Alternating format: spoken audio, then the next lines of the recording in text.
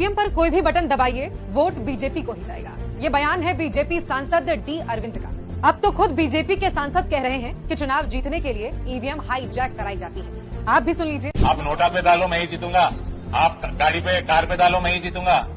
आप हाथ पे डालो, जीतेगा तो कमल ही। वोट चाहे नोटा को दो, कार को दो, हाथ को दो, आएगा तो कमल ही, जीतेगा तो मोदी। ये मोदी के सांसद डी अरविंद हैं। लोगों को बेशर्मी से खुलेआम भाजपा को वोट देने के लिए धमका रहे हैं।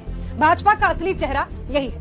कई बार चुनावों में लोगों की ओर से वोटिंग प्रक्रिया और ईवीएम को लेकर शिकायतें भी आ चुकी हैं और अब तो ये सच खुद भाजपा सांसद ने स्वीकार लिया है। डी अरविंद के मुताबिक भाजपा ने वोटिंग मशीनों में ऐसी सेटिंग की है कि आप वोट चाहे किसी भी पार्टी को दे दें, लेकिन नंबर भाजपा के ही बढ़ेगी, जीतेगी भी भाजपा ही।